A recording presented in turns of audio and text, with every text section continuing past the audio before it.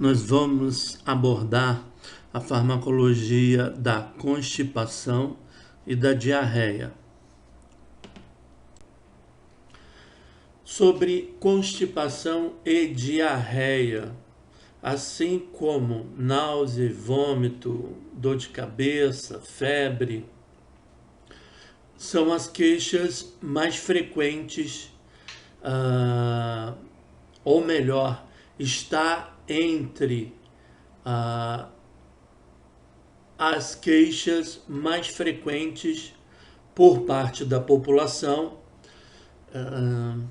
e é um dos sintomas ou sinal que leva o paciente a procurar o médico. Seja a própria pessoa que está sofrendo de constipação ou diarreia, seja por conta de uma criança ou de um idoso. Então, é uma situação frequente que vocês vão enfrentar na UBS, no hospital, na clínica de vocês. Constipação. Nessa altura, vocês já sabem, já viram as diferentes definições, quadros clínicos, situações sobre constipação e diarreia. Então, meu objetivo aqui é oferecer mais uma opção de definição, oferecer para vocês uma ilustração sobre algumas formas de tratamento da constipação, quando ela for tratável de forma medicamentosa, e da diarreia. Tá certo?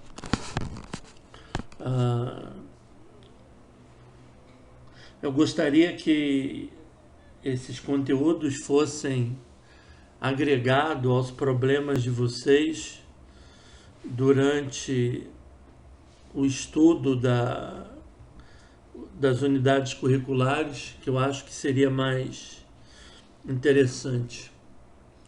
Mas vamos lá. Constipação. Definição de constipação. Existem diferentes formas do paciente chegar para você e dizer que está constipado.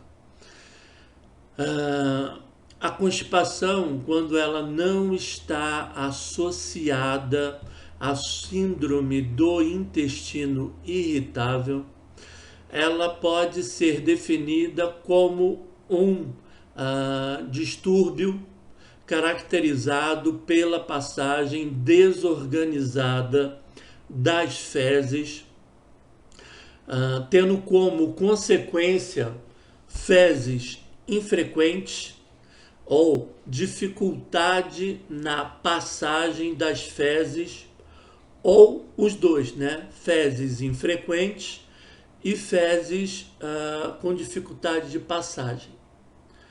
Bem, normalmente o pessoal, quando chega para vocês, vai falar o seguinte: doutor, eu estou tendo dificuldade em evacuar. É claro que ele não vai utilizar essa palavra, né? Eu estou tendo dificuldade de fazer cocô, ou de fazer o número 2.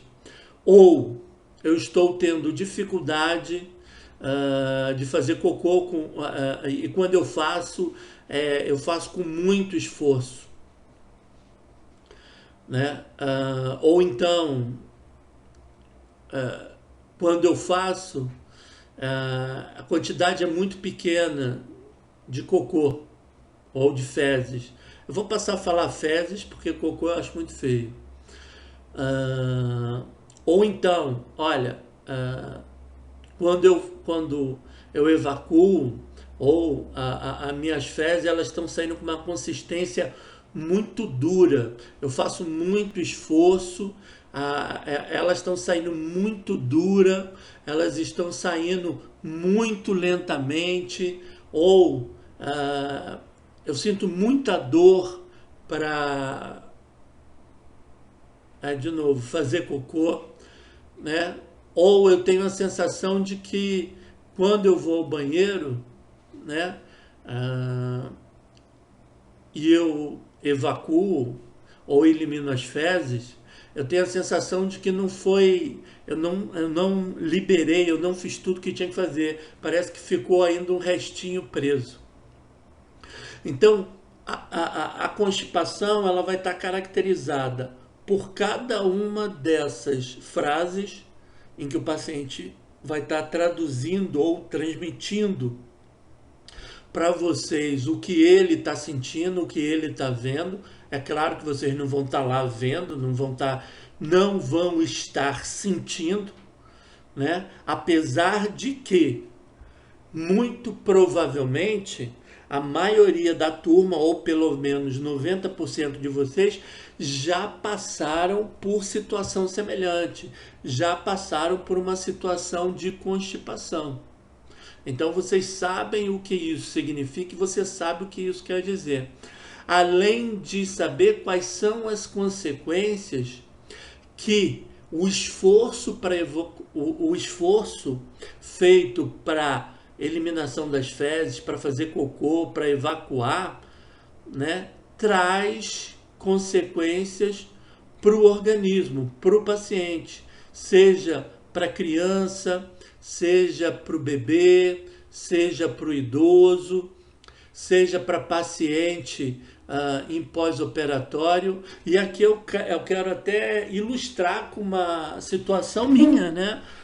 Vocês sabem que em 2019 eu fiz uma séria, uma séria operação, uma operação de grande risco, apesar de ter sido um sucesso, né? Então eu conto com a graça de Deus. Momento. Então eu contei com a graça de Deus e com a excelência da equipe de profissionais que cuidaram de mim, né? E também a excelência da minha esposa, né? Que ajudou na recuperação e na limpeza dos pontos. Mas um dos momentos mais difíceis, aliás, todo momento é difícil, né? Mas esse é um momento difícil em que as pessoas quem não passa por isso não sabe o que significa. Então vocês imaginam, eu operado com vários pontos nas costas, numa operação profunda, com um risco grande de infecção, tendo que ir ao banheiro para fazer o número 2, como um dos efeitos colaterais dos medicamentos ingeridos, e talvez até por parte do procedimento, eu tive constipação, onde na realidade as fezes não saíam, né? Então na realidade é mais uma etapa que é mais uma definição, uma característica que você coloca na definição, né? O paciente ele tem a vontade de defecar, ele tenta defecar, mas as fezes não saem, ficam paradas. Então eu tive essa vontade, né? As fezes não saíam. E imagina, 2 dias do pós-operatório, sabendo o risco de um ponto ser rompido, né? E você tem que fazer uma força imensurável para defecar. Então você aumenta a força, aumenta a pressão, aumenta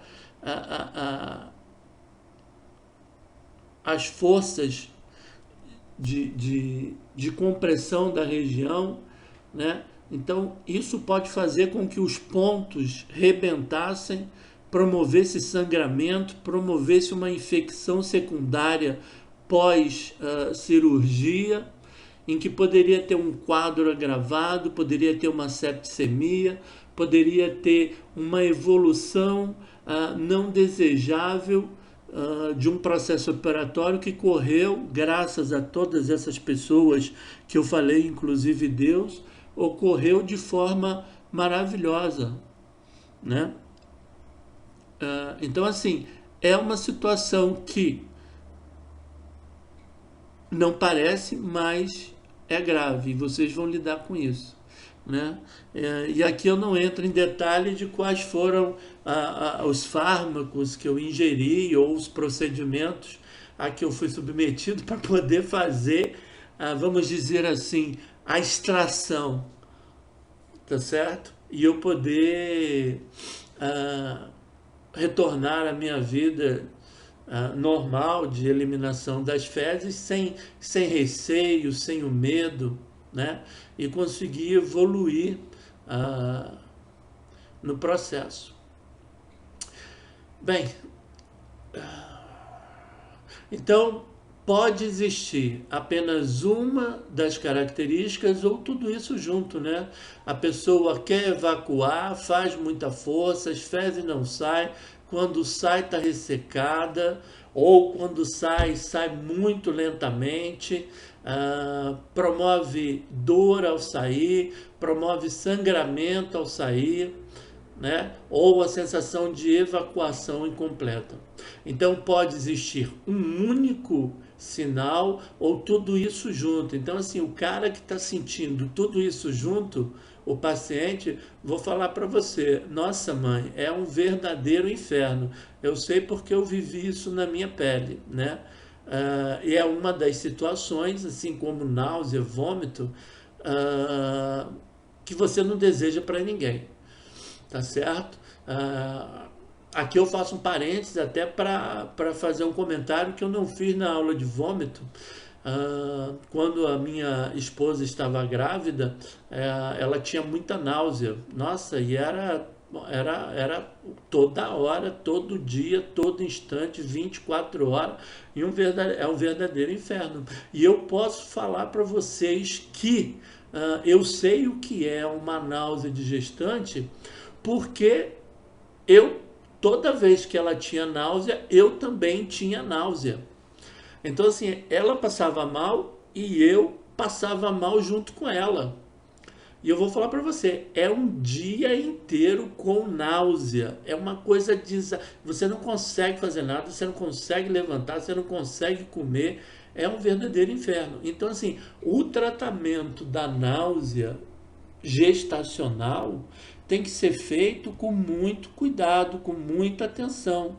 Tem que se colocar no lugar da paciente, porque quando ela fala que é desagradável, que é ruim, é muito ruim.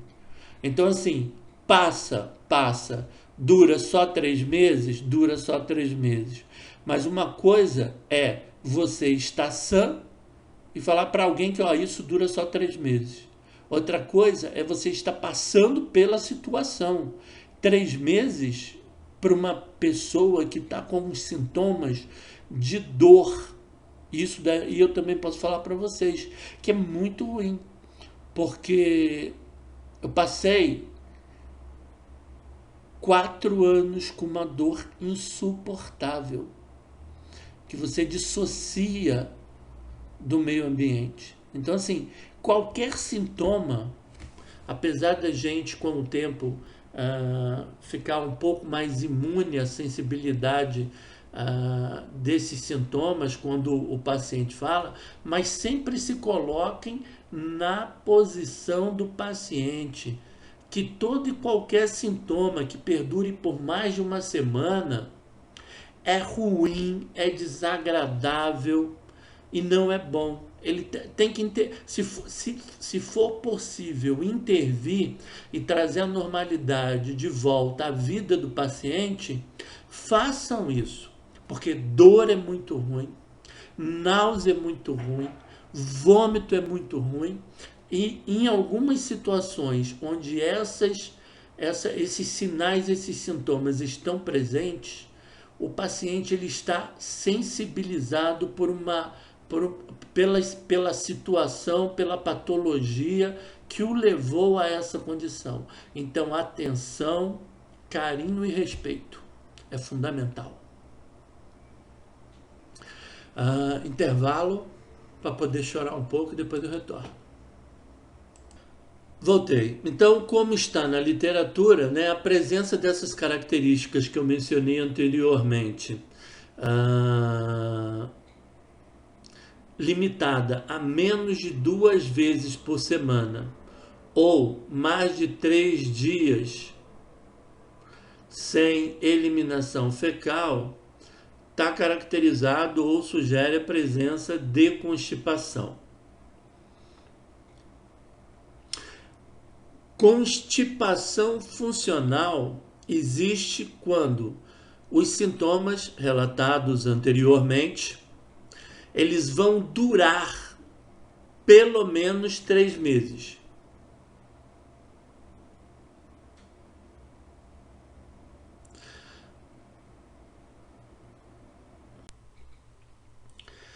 Bem, existem várias causas que podem provocar constipação, né? Então, você pode ter o trânsito normal e mesmo assim estar constipado, ele pode estar lento. Existem algumas causas que são relacionadas a algumas patologias, né, tais como diabetes, hipotiroidismo, hipercalcemia, lesão da medula espinhal, uso de medicamentos, né? Então as causas são as mais variadas possíveis. Então, nós temos a terapia não farmacológica no tratamento da constipação e a terapia farmacológica, né? No tratamento não farmacológico, a gente já falou anteriormente, no slide anterior, né? E isso é uma situação muito bem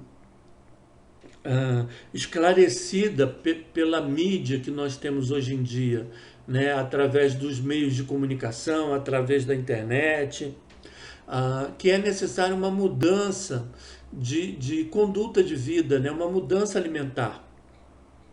Então, aumentar a ingesta, aumentar a ingestão de água, pelo menos 2 litros de água por dia. Regiões muito secas ou períodos muito secos como os que nós vivemos aqui em Cuiabá nos meses de agosto, setembro e outubro, onde a umidade do ar chegou a 18%, né? Muito ressecamento de mucosa, muita desidratação. Aconselhar o aumento da ingestão de água e a supervisão dessa ingestão de água em crianças, né, em idosos. Então, beber bastante água, aumentar a ingestão de fibras, chegar em cerca de 20 a 35 gramas de ingestão de fibras por dia, né? Não significa 20, 35 almoço e janta, mas por dia pelo menos, né? Então aumentar a ingesta de verduras, de legumes, sempre que possível, apesar do custo de vida nosso ser muito elevado para a população de uma forma geral, poder ter uma alimentação adequada e saudável, mas sempre que possível fazer esse tipo de coisa. Uma outra situação muito importante, uma outra conduta importante, já que uma das áreas de atuação de vocês é a atuação na unidade básica de saúde como médicos da UBS. Não interessa se vai ser clínico geral, que vai estar lá como clínico geral, ou se vai ser um médico da família e da comunidade, fez especialização nisso. Interessa o seguinte, se você resolver e optar por trabalhar numa unidade básica de saúde, né, fazer essa sugestão para a comunidade, né? Implementar uma mudança de hábito alimentar. Então, muitas vezes vocês vão atuar em áreas carentes e aí aconselhar a comunidade a voltar a um hábito muito antigo, que é plantar. Você planta, plantar abóbora, né? Plantar couve, plantar alface, plantar agrião. Planta no quintal de casa, ao invés de jogar cimento em todo o quintal, deixa uma área em terra, planta essas folhas, planta alface, couve, joga abóbora no chão para crescer, cebolinha, faz um viveiro pequeno no fundo do muro para fazer é como se fosse uma parreira de uva, mas colocar tomate, né? Então, estimular as pessoas a voltar a plantar, a novamente plantar nos seus quintais frutas comuns, né? Goiaba, limão, laranja, carambola, como eu falei, de repente pega 4 pés de cana e planta ali, porque cana tem fibra, né? Laranja você pode, um pé só dá. Então, assim, fazer pequenos jardinzinhos, pequenos potes com diferentes tipos de verduras, né? Plantar cenoura. Então, retornar à prática antiga de plantio desses elementos que são muito importantes, são ricos em fibras para a alimentação dessas pessoas, que muitas vezes elas não vão ter condição de adquirir isso no supermercado, que o preço está pela hora da morte, como dizia a minha mãe antigamente, tá certo? Então, aumentar a ingestão de fibra de 20 a 30 gramas por dia, aumentar a ingestão de água, promover atividade física, né? Ou geralmente no começo da manhã, de 15 a 30 minutos de uma caminhada. A pessoa não precisa necessariamente correr, mas faz uma caminhada de 15 a 30 minutos, né? 100 passos por minuto aproximadamente, para estimular o peristaltismo, para promover um fortalecimento da musculatura infraabdominal, tá certo? Então essa seria a nossa terapia não farmacológica. Nesse slide aqui eu trago para vocês como ilustração alguns alimentos que nós ingerimos nos nossos dias a dia e a quantidade de fibra em gramas presente em cada um deles. Então, assim, vocês que vão estar na unidade básica, atendendo a comunidade, fazer um programa, né?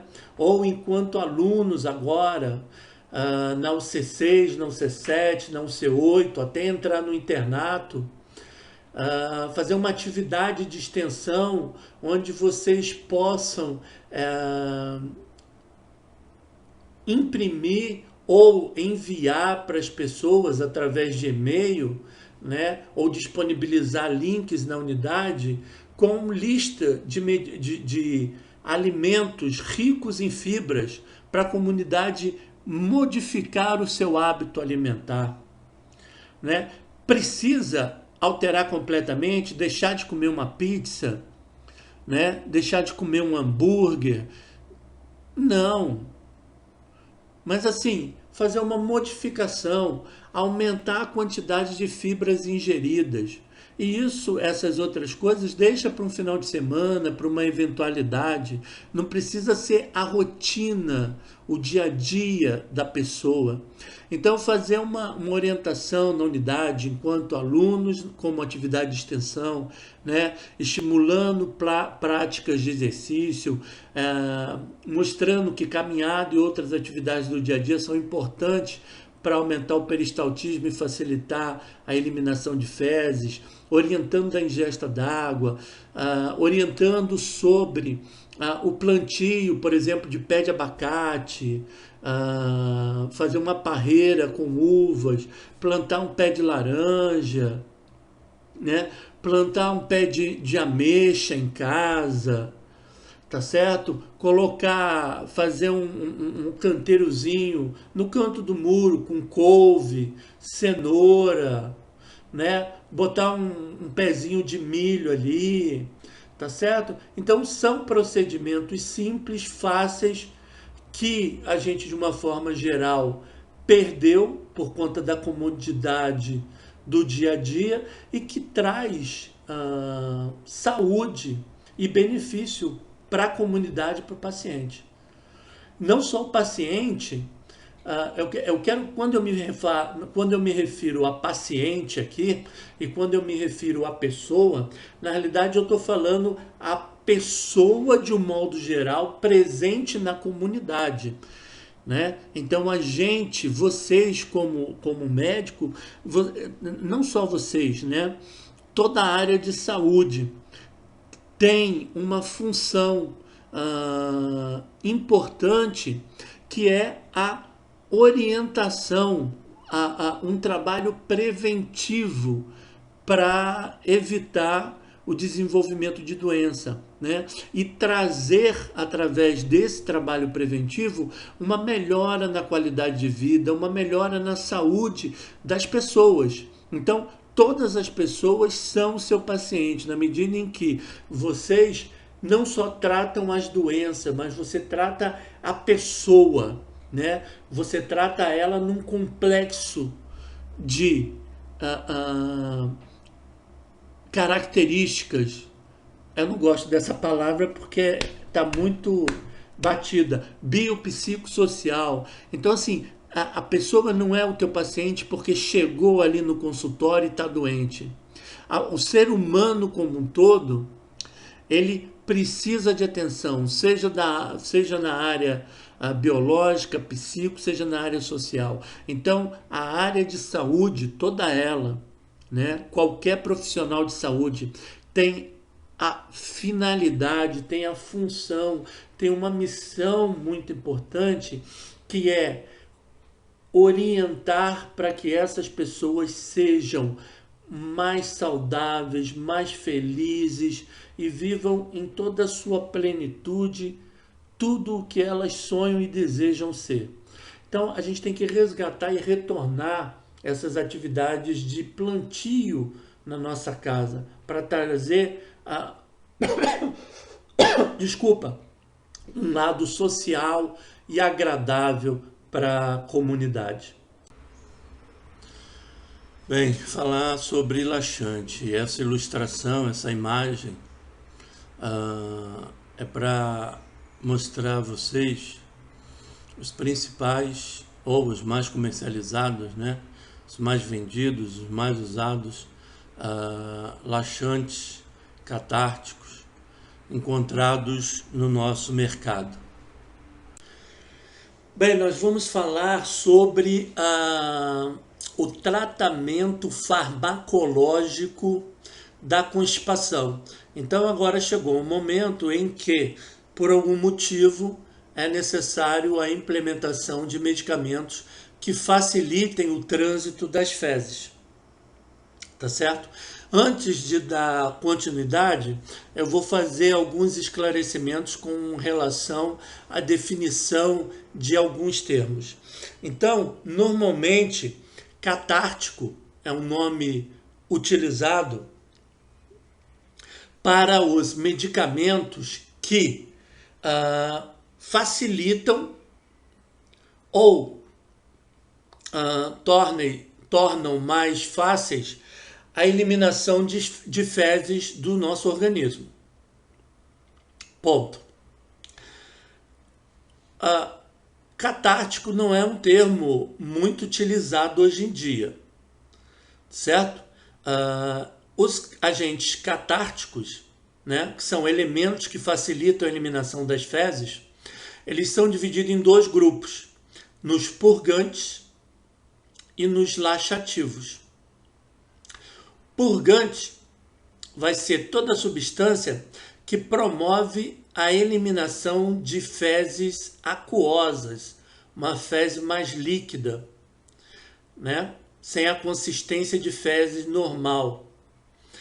Já os laxantes ou agentes laxativos são agentes que favorecem a eliminação de fezes numa consistência que se assemelha à fezes normal, só que a fezes ela vai estar mais fluida, mais mole, né? Mais fácil de passar, tá certo? Então ela vai estar mais próxima da consistência normal das fezes do dia a dia do indivíduo. Mas como catártico é um termo que não é muito empregado hoje em dia, e vocês não vão encontrar muito nos livros de farmacologia, vocês acabam vendo o termo laxante como sinônimo de catártico. Mas agora vocês já sabem a diferença. Um aumenta, promove a eliminação de fezes mais aquosas. O outro, ele as fezes continuam com aquela consistência que nós conhecemos, mas ela vai estar mais fluida, né? Mais fácil de passar sem promover qualquer lesão no indivíduo. E dor também, o receio de defecar. Tá certo? Então, como hoje em dia o pessoal utiliza mais o termo laxante, eu vou usar aqui o termo laxante para se referir a essas substâncias. Lembrando também que muitas vezes a propriedade de laxante ou purgativa vai estar relacionada com a concentração da substância que você está administrando, tá certo? Então, partindo do princípio, né, e da consideração que laxante é sinônimo de catártico, nós vamos ter que os laxantes eles podem ser classificados em expansores do bolo fecal, amolecedores do bolo fecal, lubrificante, laxantes salinos e osmóticos, laxantes irritantes ou estimulantes. Então, primeiro grupo, expansores do bolo fecal. Também são conhecidos como aumentadores ou formadores de massa fecal ou agentes hidrofílicos, né? Então, estão representados aqui por fibras, né? Farelo, a semente de psyllium. Então, elementos naturais, elementos sintéticos, né? Metilcelulose, fibras dietéticas, que vão ser responsáveis por promover a retenção de água no lume intestinal, aumentando o volume das fezes, e aí, com a retenção da água e a atração da água, promove a fluidez das fezes, né? Então você tem o aumento da fluidez, porque as fezes ficam hidratadas. Além disso, ela aumenta de volume, o que acaba promovendo a estimulação da motilidade pela distensão da musculatura. E aí isso vai facilitar a evacuação. Bem, o farelo e as sementes de psyllium, eles vão formar, junto com a água, eles vão formar uma espécie de gel, né? Então eles vão formar uma espécie de gel, vai absorver a água, né? E isso daí vai se misturar ao bolo fecal, tá certo? Aumentando, atraindo mais água para o seu interior, aumentando a sua fluidez. E isso aumenta o volume, promove aumento da motilidade devido à extensão e facilita a evacuação. As fezes vão ficar mais macias, podendo o paciente defecar com tranquilidade, sem receio e sem medo. Algumas fibras naturais elas vão ser metabolizadas a nível intestinal, né? E produzir alguns ácidos graxos de cadeia curta com atividade procinética. Então, esse efeito vai se somar ao aumento do volume, ao efeito do aumento da motilidade pela distensão, o que contribui para o efeito desses laxantes, né? O efeito colateral vai ser dor abdominal, flatulência, distensão, e pode interferir na absorção de cálcio, ferro, magnésio e zinco.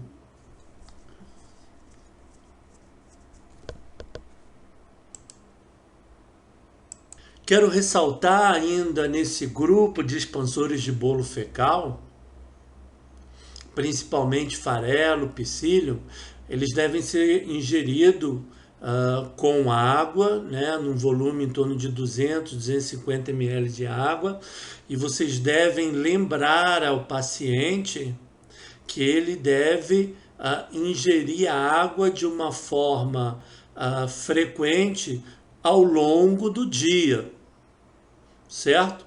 Então ele deve ingerir pelo menos um copo de água até um limite no mínimo de 200 um copo de água no limite de até 2 litros, né, por dia. Se puder beber mais, parabéns, bom, né, para efetivação da atividade desses expansores, tá certo? Então ele deve tomar água. Se não ingerir a água, ao invés de um efeito laxante, de fluidez da massa fecal, o que nós poderemos observar será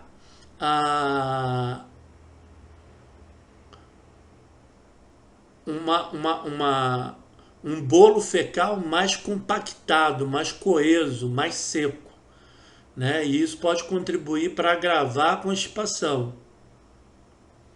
podendo causar até impactação fecal.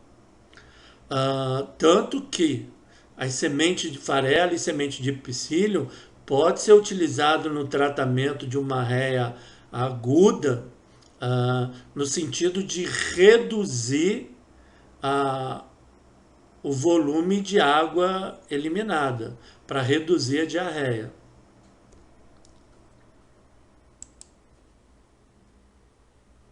Bem, o amolecedor de bolo fecal, dioctil sulfosuccinato de sódio ou de cálcio ou de potássio.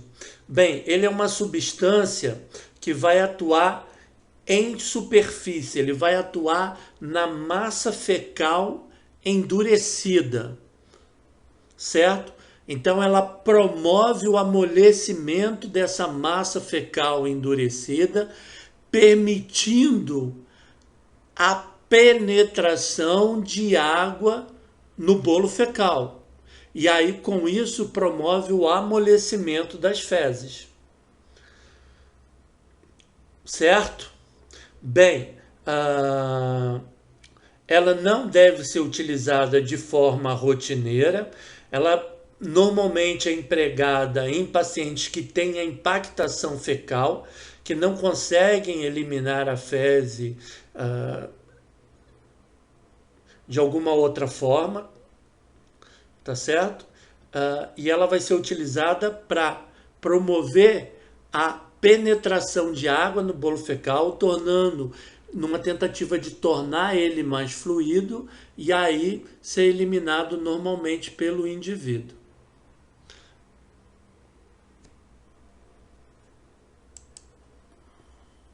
Bem, o laxante lubrificante, representado pelo óleo mineral, né? Ele é uma substância que vai facilitar a passagem das fezes.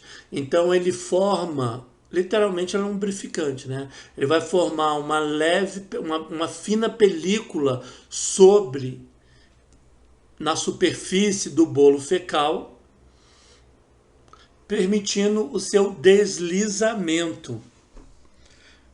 Um outro ponto, esse filme na superfície do bolo fecal, ele também impede a saída de água do bolo fecal. Então ele impede a absorção de água a nível de colo.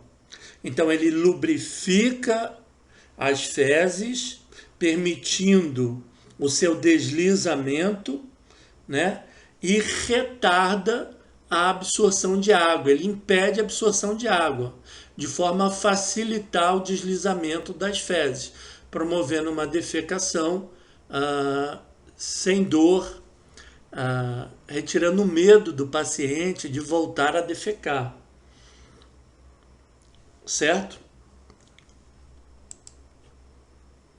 Bem, o óleo mineral, normalmente ele é administrado pela via oral. Ele deve ser evitado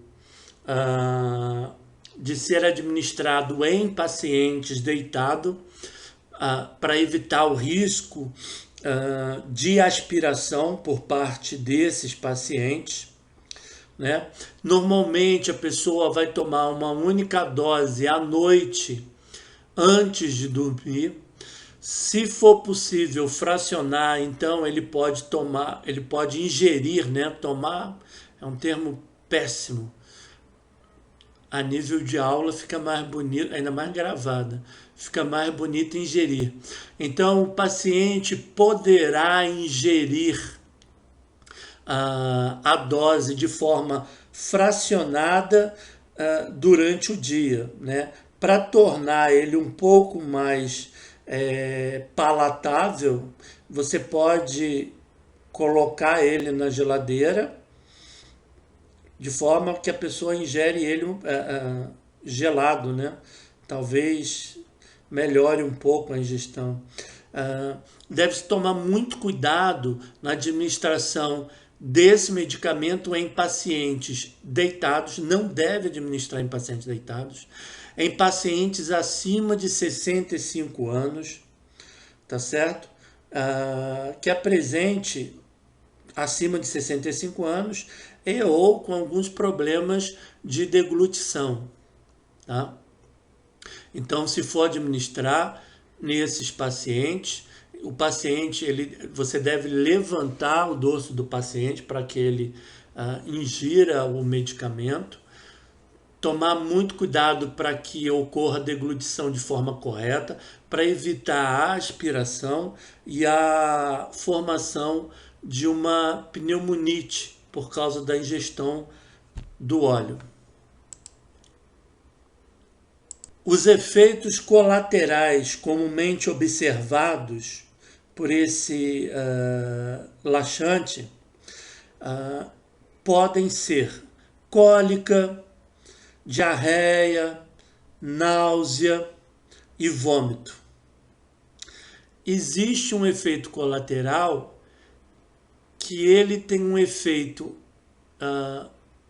social e biológico, né? Que é o social é o seguinte: dependendo da quantidade que foi administrada do óleo, esse óleo pode sair através do ânus, né? É o que eles chamam de vazamento anorretal. E aí esse óleo pode sujar as roupas. Então vai criar um desconforto, uma certa vergonha para o paciente, né? Na parte biológica, esse óleo ele pode causar irritação local, desconforto, coceira. Normalmente não é, o óleo também não é administrado em crianças menores de 6 anos de idade, gravidez, né? E pacientes que têm problema para engolir. Então, os laxantes, né, salinos e osmóticos ou catárticos salinos e osmóticos, Aí nós vamos ter dois grupos, né? E, inclusive, um deles é muito empregado, que é o hidróxido de magnésio. Sulfato de magnésio, o hidróxido de magnésio são amplamente utilizados.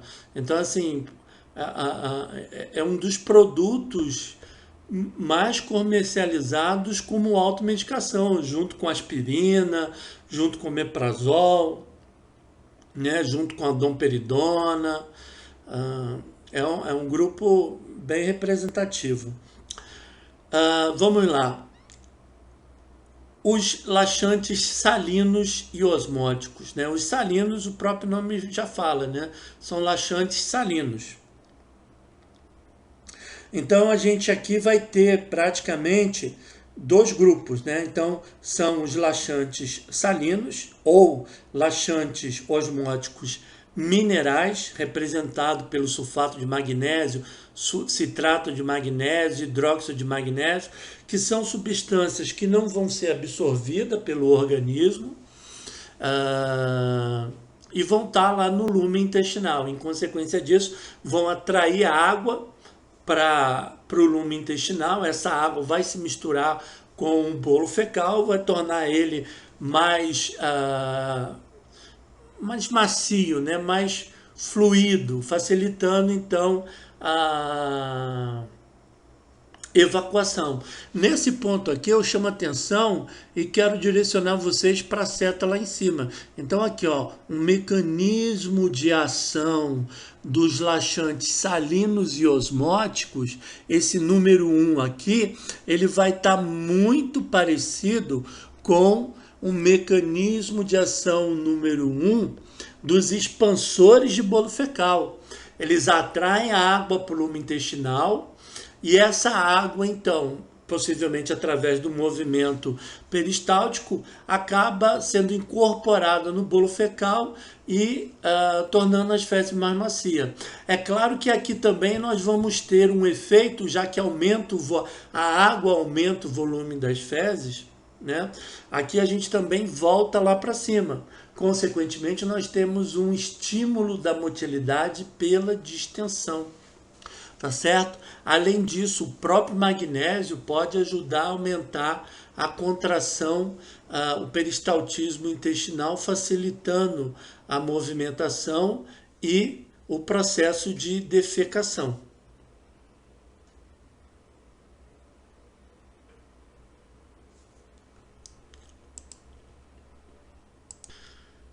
Dentro desse grupo, nós temos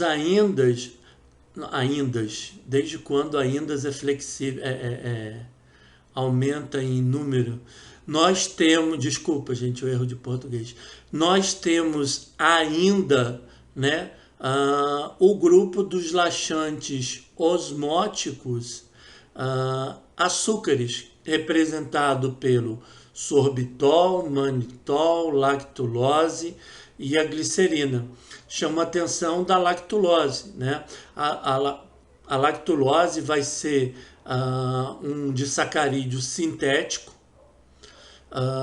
não absorvível, que vai ser metabolizado a nível intestinal,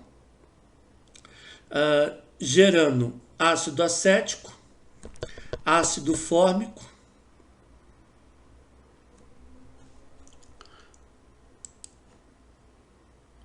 e ácido lático, né?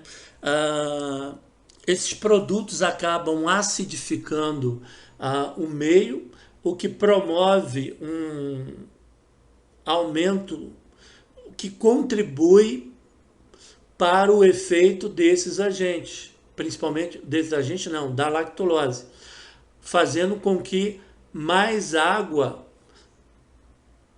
vá em direção desse meio ácido, né? Então, novamente, aumenta o volume de água, aumenta a fluidez das fezes.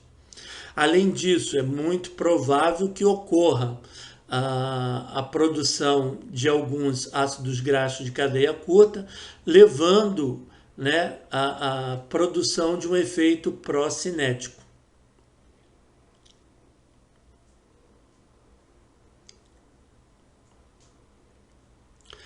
Tá certo? Aqui eu quero chamar a atenção também para uma seta aqui do sulfato de magnésio, que eu acabei não explicando, mas está claro, né? Então, assim, o sulfato de magnésio pode estimular a liberação de colicistocinina, que leva ao acúmulo no lume intestinal de líquidos, eletrólitos e contribui para o aumento da motilidade intestinal. Bem, o efeito colateral desse grupo é flatulência, distensão, dor abdominal, desidratação, transtornos eletrolíticos, acidose, hipocalemia e etc. Com relação ao manitol, bem, a glicerina também está presente na espécie de óleo usado normalmente como supositório, né?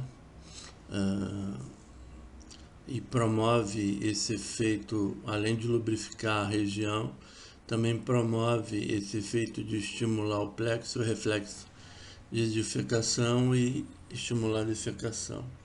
O polietileno glicol. Então, o polietileno glicol, também bastante utilizado hoje em dia, PEG 4000 ou 3550, isso é o peso molecular dele, né? Eles são polímeros de baixo peso molecular, que são obtidos a partir de uma reação de polimerização de óxido de etileno em presença de um catalisador, que pode ser o etileno glicol, pode ser o álcool ou a água. O polietileno glicol ele vai formar pontes de hidrogênio com a molécula de água, resultando na hidratação do composto. Então aqui mesma coisa, né? Promover a ingestão, não só o paciente ele ingere o medicamento e aí ele tem que ser diluído em água ou suco, e recomendação de ingerir água durante todo o período. É uma substância sem cheiro, sem odor. Na realidade, vai depender também da preparação do agente, né? Se houver algum erro, o odor e cheiro pode ficar impregnado e aí atrapalhar o tratamento, mas em geral é para ser uma substância sem cheiro e sem odor. É bem aceito, efeito colateral nenhum, né?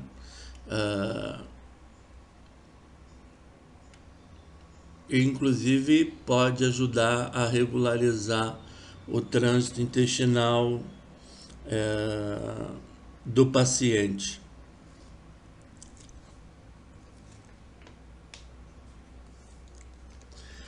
Bem, agora a gente vai falar sobre os irritantes ou estimulantes. Essas substâncias eles vão promover a irritação da mucosa intestinal ou estimular os plexos mientéricos do colo, aumentando a motilidade e promovendo o efeito laxante. No caso de alguns deles, o efeito é purgante. Como exemplo, nós vamos ter o óleo de rinse, que hoje em dia não é mais utilizado, o bisacodil, o picosulfato, cáscara sagrada e sene.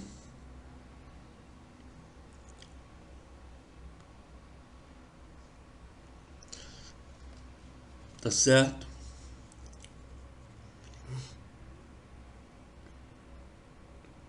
Bem, o bisacodil.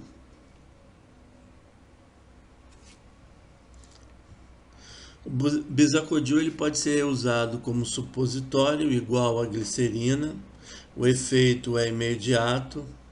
Ele é um derivado do difenilmetano. ele vai sofrer hidrólise pelas esterases presentes na mucosa do intestino grosso.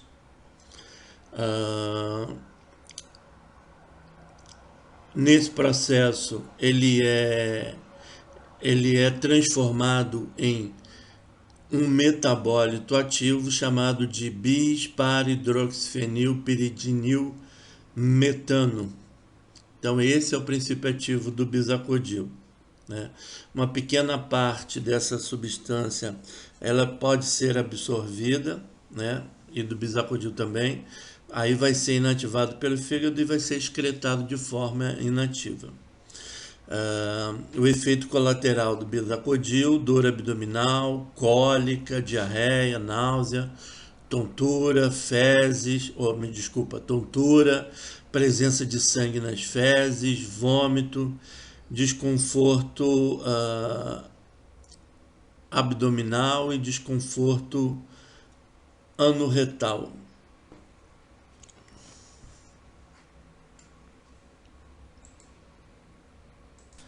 O óleo de rícino não é utilizado hoje em dia, mas ele tem aqui, pelo menos eu penso e acho isso, né? Para mim ele tem uma importância histórica. São várias gerações, a dos meus avós, dos meus bisavós, dos meus avós, a dos meus pais e a minha própria. Até os 20 e poucos anos de idade, ele era comercializado nas farmácias, comprado como na forma de automedicação por grande parte da população, extremamente efetivo, né? Agora, é uma substância que o cheiro é desagradável, o odor é desagradável, o gosto é ruim, mas é uma substância efetiva, né?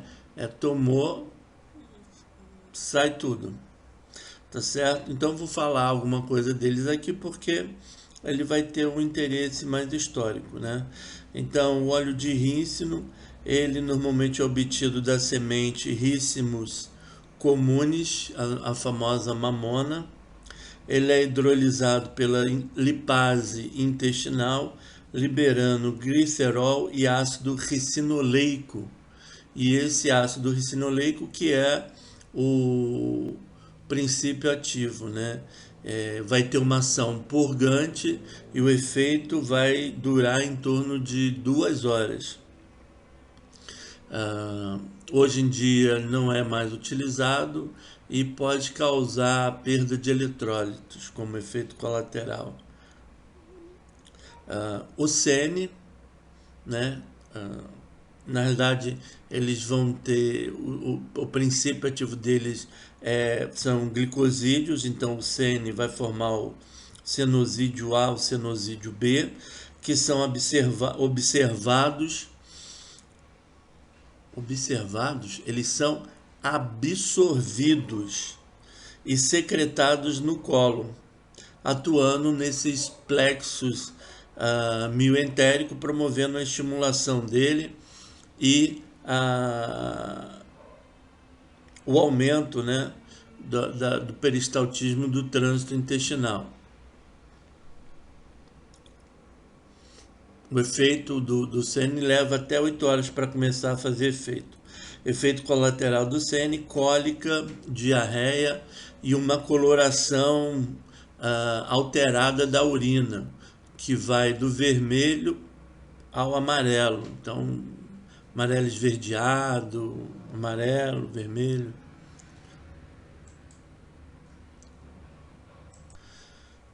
Para finalizar, o picosulfato de sódio, né, é metabolizado pelas bactérias do colo, estimula o peristaltismo, promovendo acúmulo de água e eletrólitos, efeito colateral: diarreia, cólica, dor, desconforto, tontura, náusea e vômito.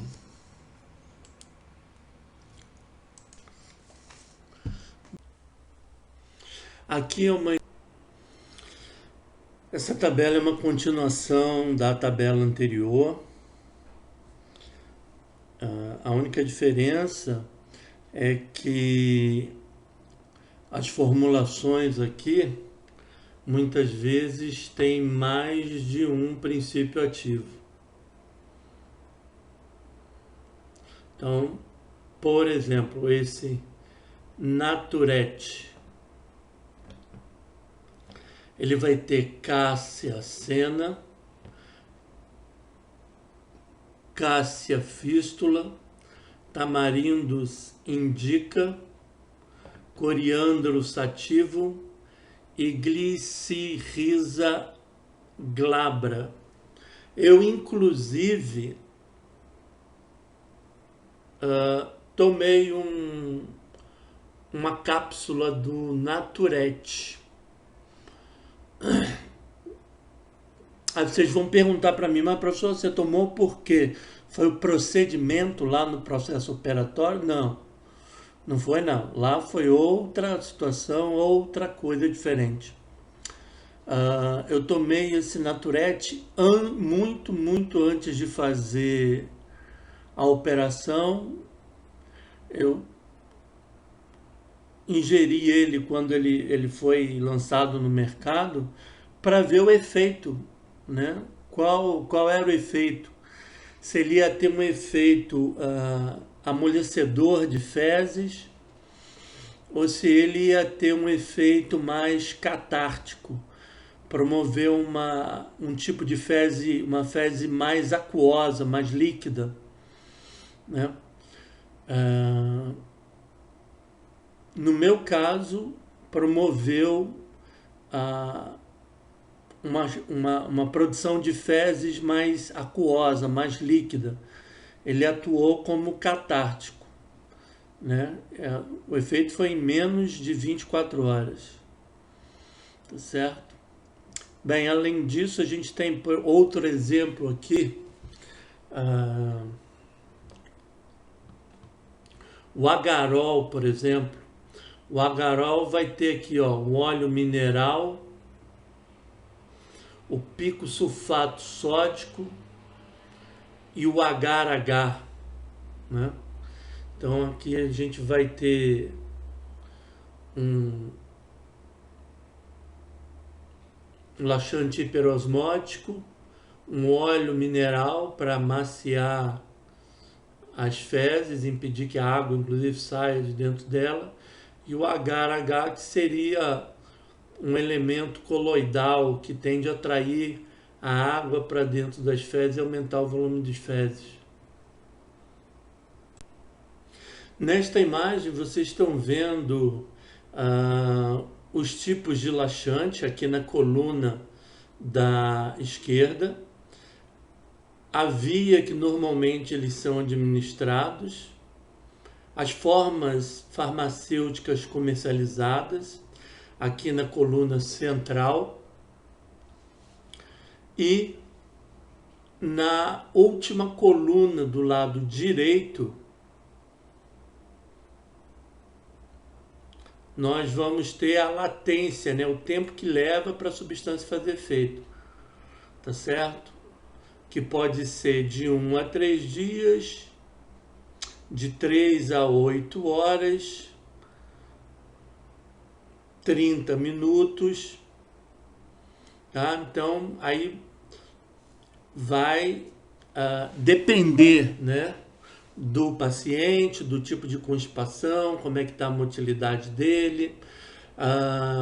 Lembrando que é sempre bom e recomendável o paciente que vai tomar esses medicamentos, principalmente fibras e os agentes osmóticos, ingerir bastante água junto com o medicamento, e não só com o medicamento, durante o dia até o início do efeito e depois também, né?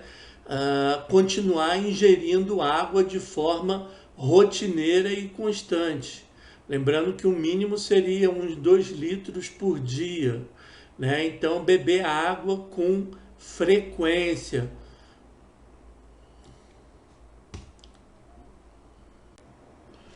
Bem, nós já vimos o uso dos procinéticos no controle de náusea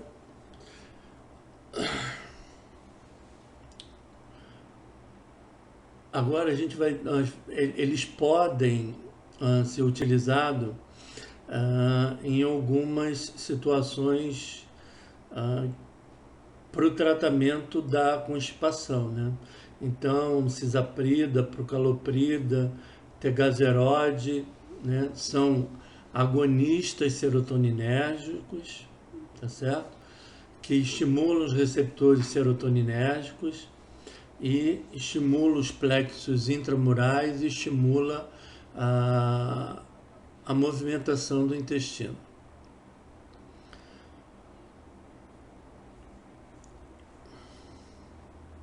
Então essa tabela aqui vocês já viram lá em Náuseas. Aí aqui dá uma lida, é o que eu consegui encontrar, é um resumo do que eu consegui encontrar e juntei. Então os três podem ser utilizados nessa situação, né? Aí nós temos, vocês vão ver aqui a farmacocinética, os efeitos colaterais, tá certo? Então para não ficar repetindo, vocês leiam com atenção. Bem, aqui é um outro grupo de drogas utilizado no tratamento, eles não são laxantes, utilizados no tratamento da constipação. A lubiprostona, o linaclotide e a plecanatide. Então, eles são ativadores do canal de cloro intestinal, tá certo?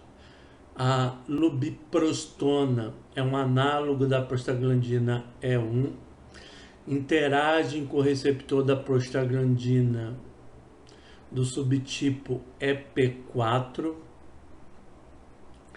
e com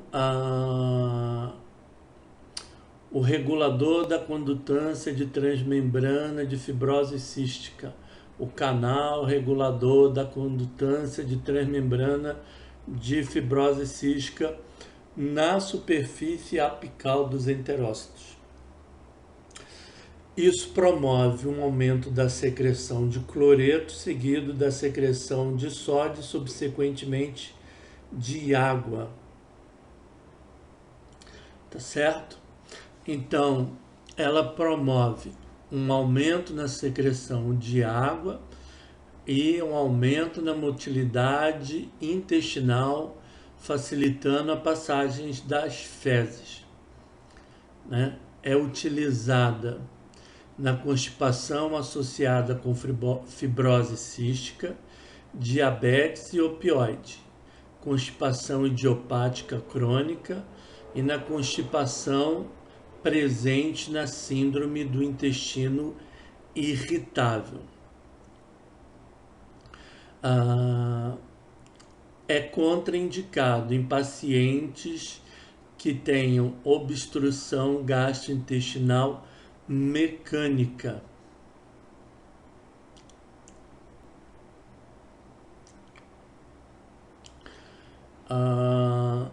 Os eventos colaterais ou os efeitos colaterais ou as reações adversas ou os eventos adversos, nós vamos ter predominantemente as principais reclamações são náusea, diarreia, distensão abdominal, cefaleia e dor abdominal. Certo? O linaclotide e o plecanatide são análogos da uroguanilina, ativam os receptores da guanilato ciclase na superfície celular dos enterócitos, promove um aumento da translocação dos canais SFTR, aumentando então a saída de cloro, consequentemente só de água. Também promove, né? Então aumenta o fluido das fezes e promove um aumento na motilidade do trato gastrointestinal, tá certo? A utilização é a mesma.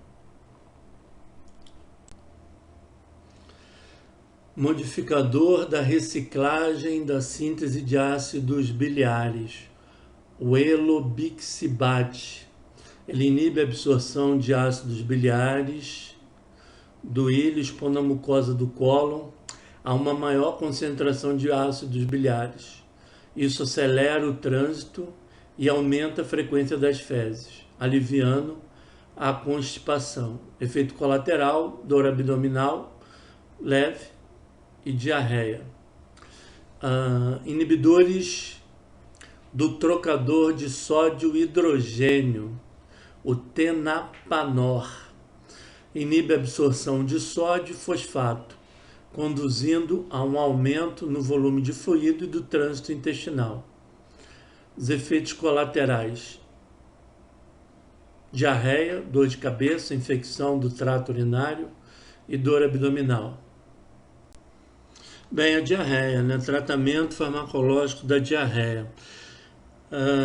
A diarreia é uma situação também muito comum na vida de todo mundo, né? Seja rei ou plebeu. Todo mundo já passou por essa situação também na vida alguma vez. Tá certo?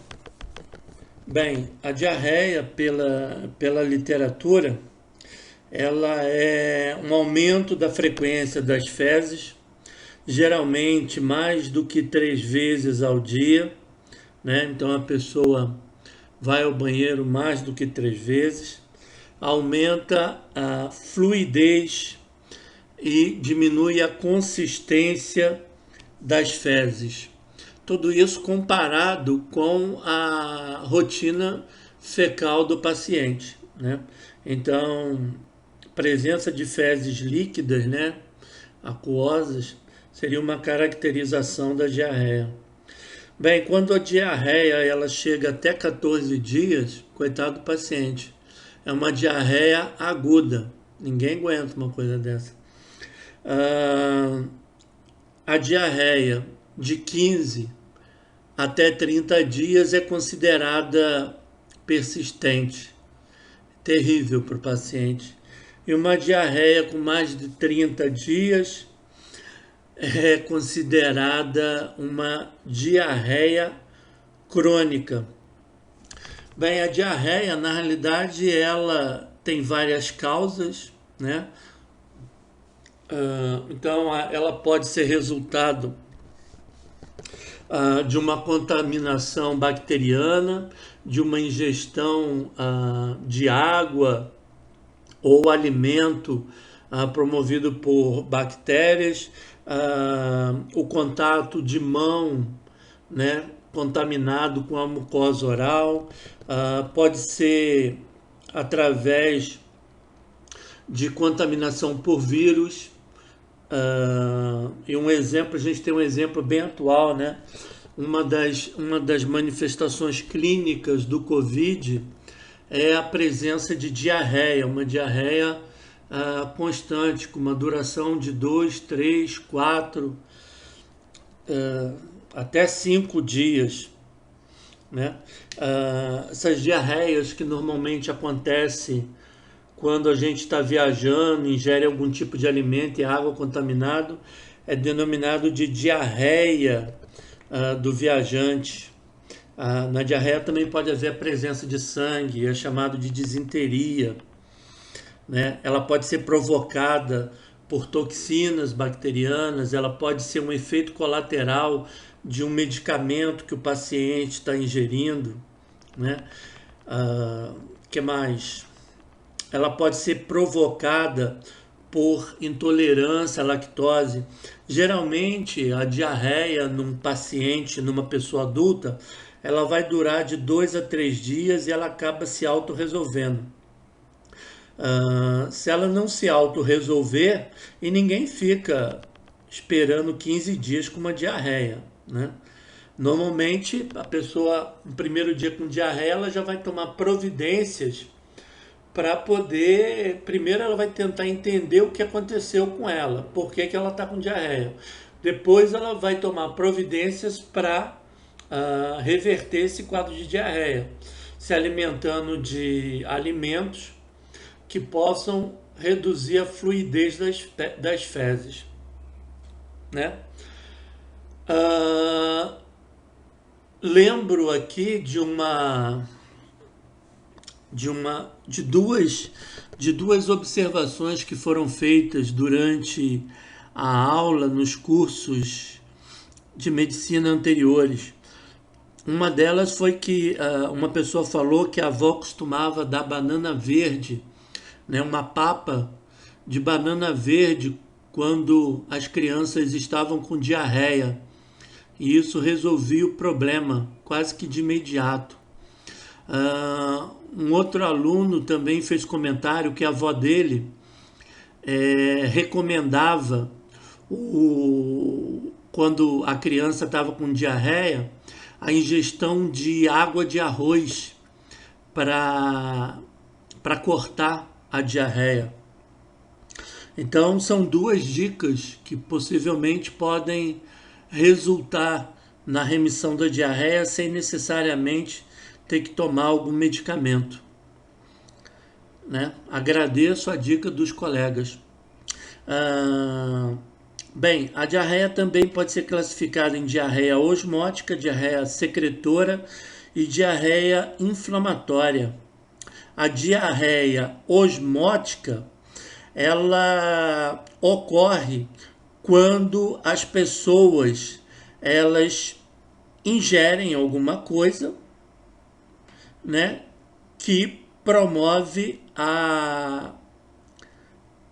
um movimento da água para o lume intestinal de forma violenta e abrupta.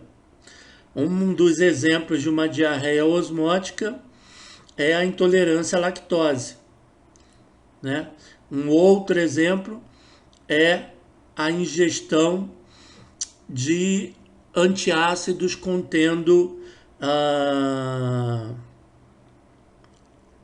magnésio, né? E nós vimos na aula anterior, né, nos slides anteriores, o uso de alguns laxantes que vão promover uma diarreia osmótica, tá certo? Nós temos também a diarreia secretora, que resulta de um aumento do movimento de líquido, né, para o lume intestinal, acompanhado de íons. Algumas toxinas promovem esse tipo de diarreia secretora. E a diarreia inflamatória ou exudativa, né, que ela ocorre em decorrência de alterações na mucosa intestinal que vão, de alguma forma, prejudicar o processo de absorção. E dessa forma, promove o aumento da concentração de proteínas, aminoácidos, açúcares, né, no lume intestinal. E isso promove retenção de líquido e também leva à presença de sangue, leucócitos nas fezes. A presença de sangue e leucócito vai ser indicativo de um processo inflamatório. Normalmente essa diarreia, um exemplo clássico dela é a diarreia da doença intestinal.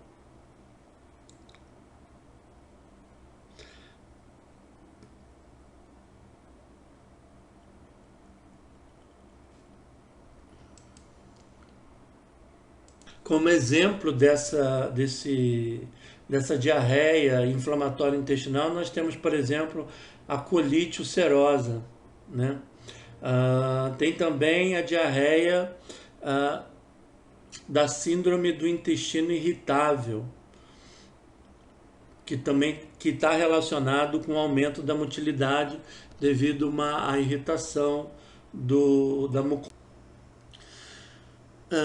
Essa imagem, ela é uma ilustração, né? Se é uma imagem, é uma ilustração, talvez, para exemplificar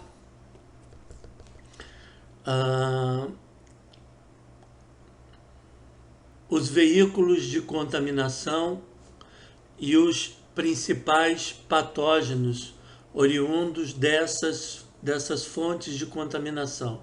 Então, do lado esquerdo, nós temos os locais, os veículos, onde normalmente pode acontecer a contaminação para o desenvolvimento de uma diarreia.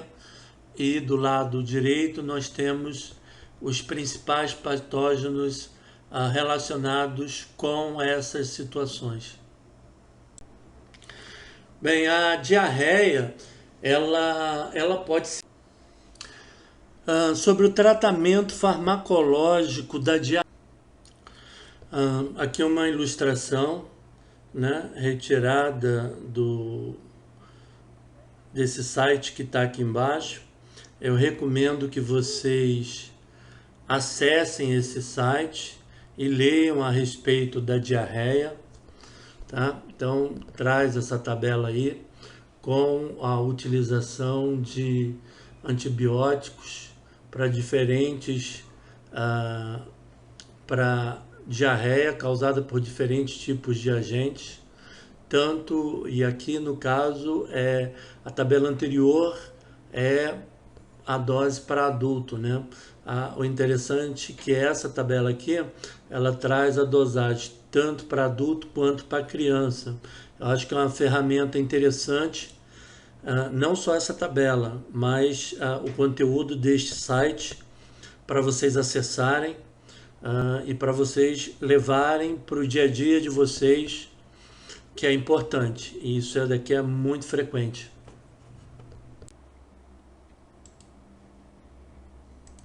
Bem, o primeiro grupo de drogas que pode ser utilizado no tratamento da diarreia são os agentes antiperistálticos ou antimotilidade, que estão representados aqui como o difenoxilato e a loperamida, né?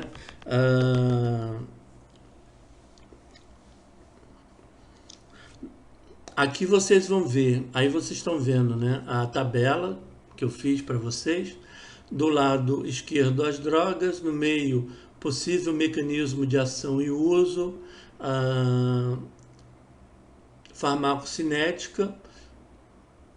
Em algumas situações eu coloco aqui na farmacocinética o uso, tá? E na última aí a gente vai ter os efeitos colaterais e às vezes interação medicamentosa, tá certo?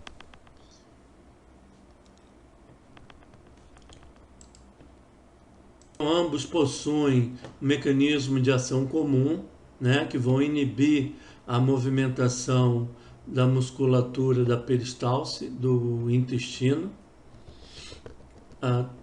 São bem absorvidos. Aqui Tmax é o tempo máximo para obter efeito de 1 a 2 horas do difenoxilato.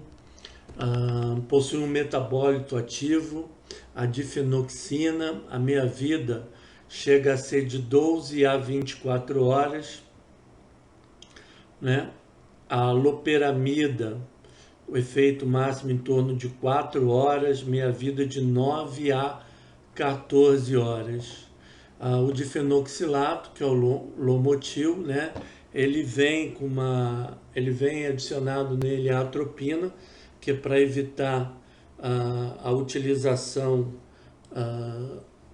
em grandes doses do difenoxilato devido ao seu efeito opioide, para evitar o efeito eufórico dele, né? Então a atropina está associada aí para anular esses efeitos eufóricos e evitar a utilização indevida do medicamento, né?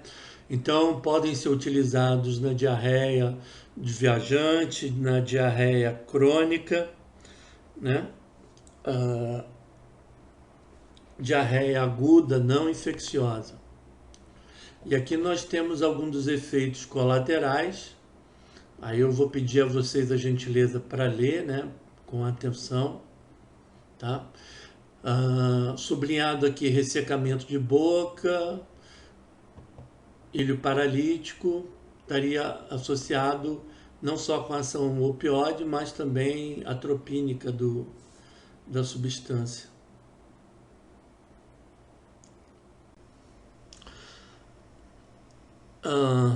Além da loperamida, né, outro antidiarreico que é utilizado é o racecadotril, né? Ele é um não opioide, ele é um inibidor da encefalinase, né, com atividade antissecretora. E ele tem sido utilizado para reduzir o tempo de terapia de reposição hídrica em crianças com diarreia aguda. Não só em crianças, em adulto também. Tá certo? Na diarreia aguda.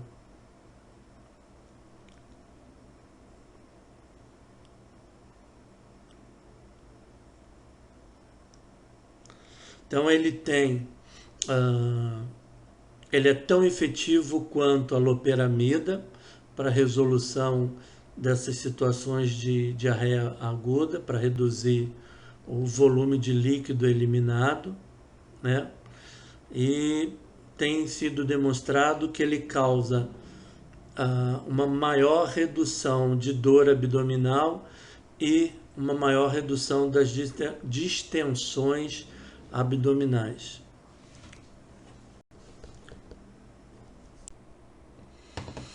A clonidina, né, estimula a absorção e inibe a secreção de fluidos e eletrólitos, aumenta o tempo de trânsito pela interação com receptores de neurônios entéricos e enterócitos, né? Meia-vida de 6 a 24 horas, efeitos colaterais, boca seca, sedação. Por via intravenosa, aumenta a pressão arterial por ativação dos receptores alfa-2 pós-sinápticos. O análogo sintético da somatostatina, o octreotide, né? Ou octreotida, né? Então, octreotide ou octreotida, ele é um agente antissecretor, é um agonista dos receptores da somatostatina nas células beta pancreáticas, diminui a entrada de cálcio e inibe a secreção de insulina. Isso é um dos efeitos dele, né? Inibe a secreção de gastrina, colecistocinina, glucagon, hormônio do crescimento, secretina. Reduz a secreção de fluidos pelo intestino e pâncreas, reduz a motilidade do trato gastrointestinal, inibe a contração da vesícula biliar, promove vasoconstrição dos vasos sanguíneos, reduz a pressão dos vasos portais em varizes e sangramentos. Promove analgesia, atuando como um agonista parcial para o receptor opioide Mi. Normalmente, a octreotide ou tida, ele é utilizado para o tratamento da diarreia secretora associada com a quimioterapia do câncer, o diabetes, tumores gastrointestinal. Normalmente administrado por via subcutânea ou intravenosa. Por via subcutânea, a concentração plasmática máxima é em torno de 30 minutos. Acompanhe aqui na coluna do meio, farmacocinética. A meia-vida por via subcutânea em torno de 100 minutos, por via intravenosa de 10 a 90 minutos. Os efeitos colaterais, né, comumente relatado: náusea, distensão abdominal, dor no local da injeção. No caso do uso prolongado, pode haver formação de cálculos biliares, né, cefaleia, e aí só vai dando uma lida aí no conteúdo, tá certo? Um outro medicamento muito utilizado para regulação de processos de diarreia é o Floratil, né? Então eles são preparados biológicos. O princípio ativo é o levedo Saccharomyces boulardii, né? Um micro-organismo vivo resistente à ação do suco gástrico, do suco entérico e pancreático, que beneficia o desenvolvimento da flora intestinal fisiológica, impedindo a proliferação de germes potencialmente nocivos ao tubo digestivo. Então ele promove uma regulação da flora intestinal e com isso contribui para diminuir a perda de líquido, tá certo? Efeito colateral. Não são conhecidos relatos sobre reações adversas. Em algumas crianças, pode ocorrer odor de fermento nas fezes sem qualquer significado nocivo.